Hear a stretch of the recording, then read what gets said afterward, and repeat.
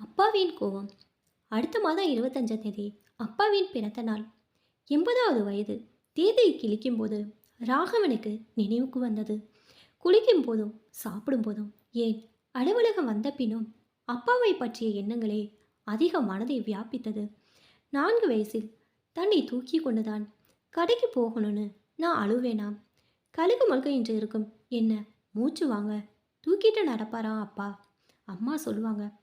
8வது படிக்கும்போது நான் குறைவான மதிப்பெண் எடுத்ததற்கு என் அப்பாவை கூப்பிட்டு தலைமை ஆசிரியர் டோஸ் விட்டபோது கூட கொஞ்சமும் கோவப்படாமல் தலையை கோதி விட்டபடி அடுத்த முறை நல்ல மார்க் எடுத்துடணும் ராசான்னு சொன்ன மனுஷன் 4 பையன்களும் 2 பெண்களும் பெற்று நல்ல படிப்பு, வேலை, திருமணம் எல்லாம் தான் செய்து வைத்தார்.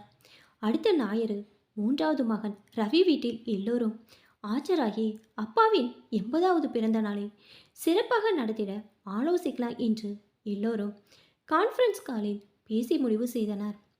ஞாயிறு ரவியின் வீடு ஆளும் பேருமாய் கலகலத்தது. தம்பி, சொந்த பந்தம் எல்லாத்தையும் கூப்பிடணும்பா. அதுலேயும் எங்கள் மாமியார் வீட்டுக்காராங்க எங்கடா குரான்னு கண்டுபிடிக்க காத்துட்டு இருப்பாங்க. இது அக்கா சரசு. அண்ணே, ஒரே நாள் காலை மதியம் சாப்பாடு போட்டு ஜமாயிச்சிடுவோம். 2ஆம் அவன் செல்வம் சொல்ல, ஆமாம் அத்தை மாமா இதுவரை ஊர் பக்கம் பூராவுக்கும் வச்ச மொய் பணத்தை வசூல் பண்ணி ஆகணும்ல. செல்வத்தின் மனைவி செந்தாமையரை காரியத்தில் குறியாக பேசினா. உடனே கடைசி தங்கையை பாரு, இந்த பாருனே அப்பா என்னைய மட்டும் சொத்து பத்து ஏதும் இல்லாத இடத்துல கட்டி வச்சு வராத கண்ணீரை துடைத்தபடியே அப்பாவுக்கு செய்ய அம்புட்ட ஆசை மனசு முட்டை இருந்தாலும் ஒரு வழியும் இல்லை. சந்தடி சாக்கில் என்கிட்ட தம்பிடி காசு கேட்டுறாதீங்கன்னு சொல்லாமல் சொல்லி வச்சா. பாரு, உனக்கு 4 வயசு வரப்ப பேச்சு வரலன்னு கோணியம்மனுக்கு நேர்ந்துக்கிட்டு மண்சோறு சாப்பிட்ட மனுஷன்டி நம்ம அப்பா. புடவை தலைப்பால் சும்மாவாச்சும் கண்ணை துடைத்தபடி பேசின அக்கா சரசுவை கையமர்த்தி, இதை பாருங்க, மண்டபம் பத்திரிக்கை ஒரு 80,000, சாப்பாடு ஒரு 200 பேர் வச்சாலும் 1,00,000 தூட்டலாம். அப்புறம் இந்த துணிமணி ஒரு 25, பூஜை போக்குவரத்து பூ பலண்டு ஒரு 25, எப்படியும் அப்படி இப்படின்னு 3 தொட்டுடும். அண்ணே, உங்களுக்கு எங்களை மாதிரி புள்ளக படிப்பு கல்யாணம் அது இதுன்னு பெரிய செலவு கிடையாது. அதனால் பார்த்தீங்கன்னா நமக்கு புள்ளக்குட்டி இல்லைன்னு எப்படி 4 பேர் முன்னாடி குத்தி காட்டுறாரு உங்கள் தம்பி. இதுக்கு தான் நான் வரலேன்னு சொன்னேன். கேட்டிங்களா? மூசுங்க பக்க உள்ள ரூமில் போய் தாளிட்டு கொண்டாள் வள்ளி. ஏன் தம்பி, பார்த்து பேசுறது இல்லையா? வாயை விட்டுக்கிட்டு சரசு அடக்கினாள் தம்பியை. நீ இன்ஜினியர் படிக்க உசுரை போல நேசிச்ச நஞ்ச நிலத்தை அடிமாட்டு விலைக்கு விற்று பணம் கட்டினாரே அப்போ, அதை மறந்துட்டியாக்கும். உனக்கும் தங்கச்சிக்கும் கிராமத்தை வீட்டை விட்டு கல்யாணம் பண்ணினாரே, அது எந்த கணக்கு? 3 மணி நேரம் பேசியும் யாரும் காசு கொடுக்குற மாதிரி தெரியலை. இந்தா உங்கள் அப்பா காசு அவருக்கு செலவழிக்காம வேறு யாருக்கு தேவை? பேசாமல் அவர் பேரில் வச்சிருக்கிற பணத்திலேருந்து 3 லட்சத்தை வாங்கி அவர் 80வது பிறந்த நாளை ஜாம் ஜாம்னு கொண்டாடுவோன்னு 4வது மரும ரேவதி சொல்லவும் எல்லார் முகத்திலும் பல்பு ஒளிர்ந்தது.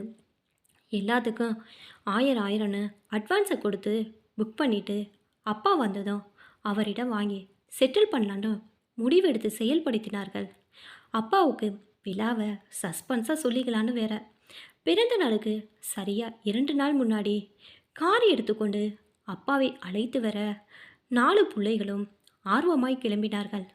அப்பாவின் இருப்பிடத்திற்குள் நுழைந்ததும் அங்கங்கே வண்ண தோரணங்கள், முகப்பில் கட்டப்பட்ட வாழை கமுகு அலங்காரங்கள் பிரமிப்பார் பார்த்தபடி காரை நிறுத்தி அப்பா எங்கே போயிருக்கிறார் என தேட அவர் தன் வயது தோழர்களுடன் அமர்ந்து சிரித்து சிரித்து அளவியபடி இருப்பதைக் கண்டு அவரை நோக்கி நடைபோட்டனர். வழியில் எதிர்பட்ட இளைஞனிடம், என்ன விசேஷம்? தோரணமெல்லாம் அதுவா? பிறந்த நாள் கொண்டாட்டத்துக்கு தான். சரிதான், யாருக்கோ பிறந்த நாள் போல. அப்பாவை பார்த்ததும் அப்பா கோரசாய் கூப்பிட்டார்கள். 4 மகன்களும் யாரையோ கூப்பிட்டது போல் முகத்தை திருப்பியபடி நண்பர்களிடம் பேச ஆரம்பித்தாள். இவர்களின் தந்தை நமச்சிவாயம் மறுபடி இவர்கள் அழைக்க ஆவேசமாய் திரும்பினார். யாருடா நீங்க? யாருடா உங்க அப்பா? அப்பா, நாளை மறுநாள் உங்க 80வது பிறந்த நாளை சிறப்பா கொண்டாட ஏற்பாடெல்லாம் பண்ணிட்டோம். வாங்கப்பா. ஏன் 5 வருஷம் முந்தி முதியோரத்துல இருந்துக்கோன்னு வாய் கூசாம பேசிட்டு, அப்பா இருக்கானா, செத்தானான்னு கூட பார்க்காத நீங்கெல்லாம் புள்ளைங்களாடா? என் ரத்தம் முழுவதும் உறிஞ்சி நீங்க வளர இடம் கொடுத்த இந்த அப்பா ஞாபகம் இப்பதான் வந்ததா? போங்கடா இங்கேருந்து. இவங்க எனக்கு பிறந்த நாள் கொண்டாட போறாங்களாம். நான் கேட்டேனா உங்ககிட்ட? எனக்கு பிறந்த நாள் வருதுன்னு 2 நாளா இங்கே ஏற்பாடு நடக்குது. எத்தனையோ நாள் பெறாத பிள்ளைகள் இங்கே என்னை தாங்குறாங்க. 500 ஜனங்க என்னை வாழ்த்தி விருந்து சாப்பிட போறாங்க. என் கண்ணுலேயே இனி முழிக்காதீங்க, போயிடுங்க. நமச்சிவாயம் கத்திய கத்தலில் தலை குனிந்தபடி திரும்பினார்கள் வந்த மகன்கள். பின்ன என்ன சார், 5-6 வருஷம் முந்தி இருந்த நிலம் நீச்சு கிராமத்து 2 கட்டு வீடு அத்தனையும் விற்று பெத்தல கடனை அடைச்சேன்.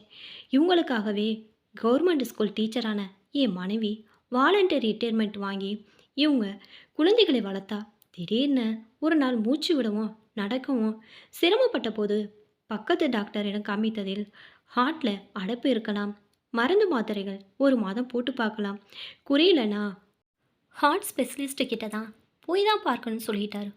மாத்திரை போட்டுட்டும் மெதுவாய் நடைப்பயிற்சி மேற்கொண்டு நாளுக்கு நாள் மூச்சு முட்டல் அதிகமானதை ஒழிய குறைந்த பாடில்ல. மறுபடியும் அந்த டாக்டரின் வழிகாட்டல் படி இதே மருத்துவரை அணுகினார். அவரோ உடனே ஆஞ்சியோகிராம் எடுக்கணும்னு சொல்கிறார். மனைவிக்கு உடலுக்கு வந்ததுமே எனக்கு இருந்த பலமெல்லாம் போன மாதிரி ஒரு உணர்வு. ஆனால் இதையெல்லாம் ஒரு பொருட்டாகவே நினைக்காமல் ஒரு ஆறுதலோ உதவியோ இல்லாமல் பிள்ளைங்கள் வீட்டிலே அனாத மாதிரி உணர்வு. கொடுமை சார், அது நான் செய்த பாவம்தான் பிள்ளைகளாக வந்ததோ. கண்களிலிருந்து வலியும் நீரை துடைக்கவும் மனமின்றி தொடர்ந்தார். ஆஞ்சியோகிராம் எடுத்து பார்த்ததில் ஒரே ஒரு அடைப்பு, ஆனால் 90% அடைப்பு. உடனே அடைப்பை நீக்கி ஸ்டண்ட் வச்சுட்டா அப்புறம் கவலை இல்லை. உடனே பண்ணணும் என்றால் 3 லட்சம் ரூபாய் கட்ட சொல்ல உடனே வைத்தியம் பார்த்து 1 மாதம் நான் அவளை பார்த்து பார்த்து கவனித்ததில் கொஞ்சம் சரியானாள். ஆனால் 3 மாதமாவது பூ போல இருக்க சொன்னார்கள் மருத்துவர்கள். அது பிள்ளை வீட்டு நடக்கும் என தோணாததால் என் மனைவியின் தோளில் அவள் வீட்டு வைத்து பார்த்து கொண்டாள். அப்பா, ஆயுசு முழுக்க மாத்திரை மறந்து தொடரணும்.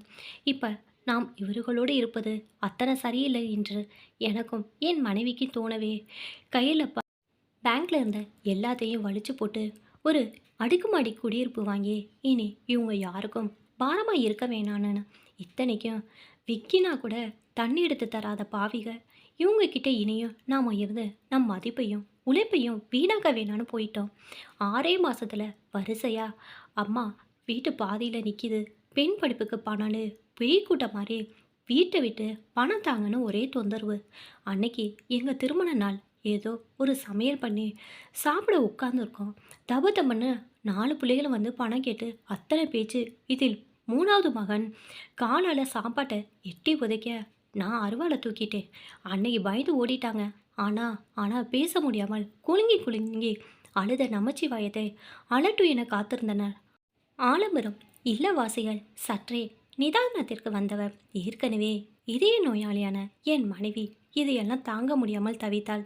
6 குழந்தைகளும் நல்லா தானே வளர்த்தோம், எங்கே தப்பு நடந்ததுன்னு தெரியலேன்னு புலம்பி புலம்பி ஒரே வாரத்தில் ஹார்ட் அட்டாக். எத்தனை வைத்தியம் பார்த்தோம், மனதின் வேதைக்கு மறந்து ஏது.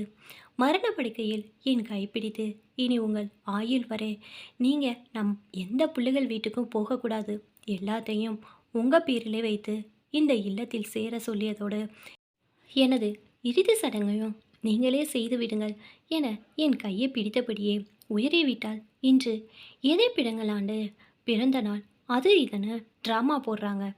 இவர்களால் அமைதியான சாவை கூட என் மனைவிக்கு தர இயலவில்லை. மடிந்து உட்கார்ந்து கதறும் நமச்சிவாயத்தை அந்த முதியோர் இல்லத்தில் உள்ள அத்தனை பேரும் அனைத்து ஆசுவாசப்படுத்தினார்கள்.